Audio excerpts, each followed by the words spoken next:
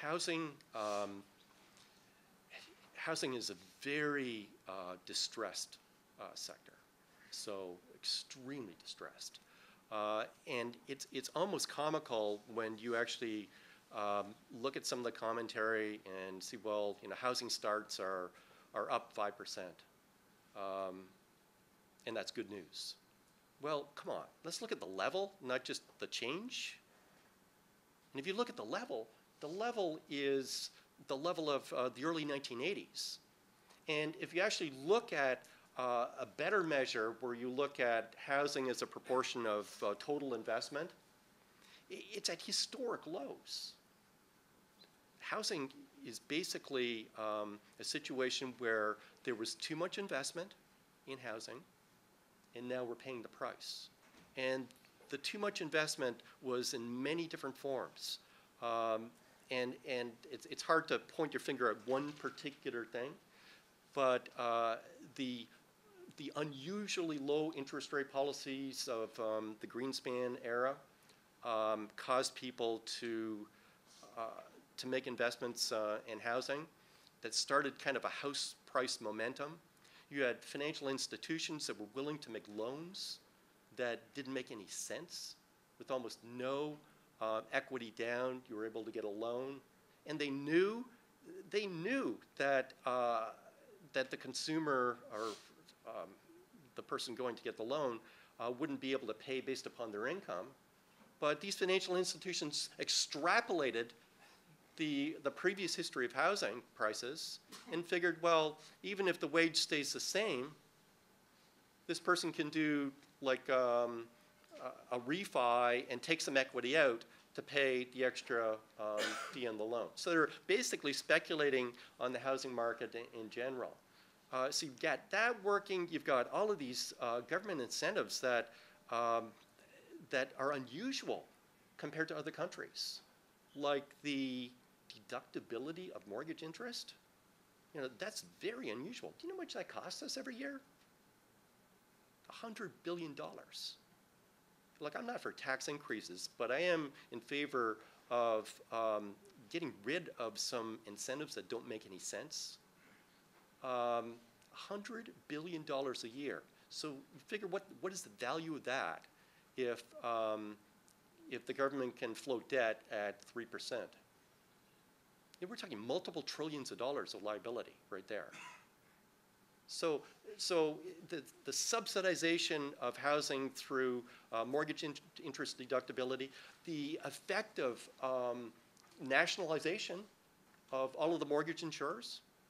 So 95% of the mortgages are now insured by the government.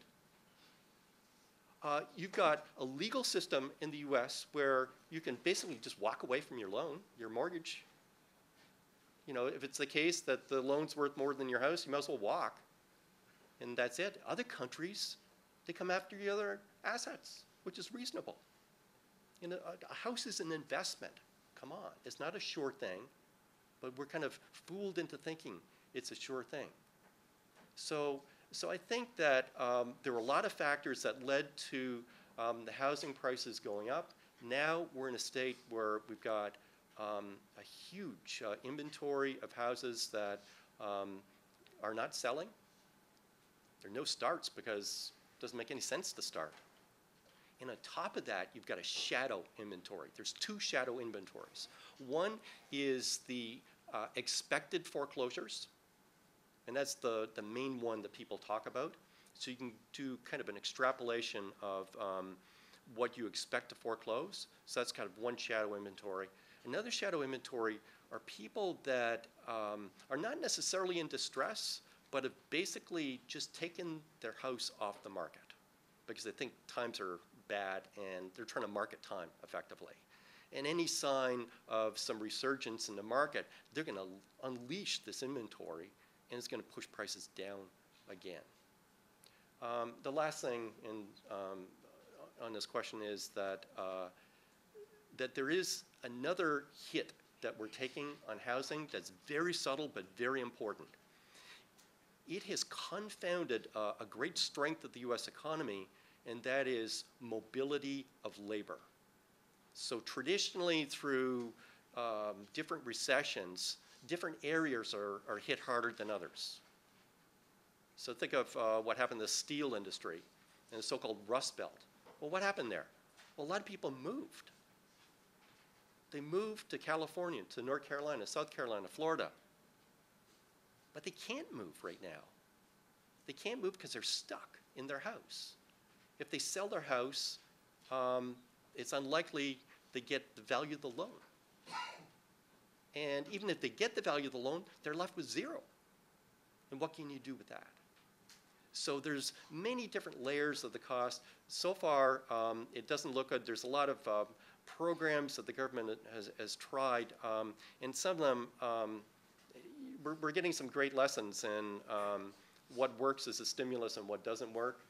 And you can see that some incentive program goes on, the demand goes up temporarily, then goes down sharply.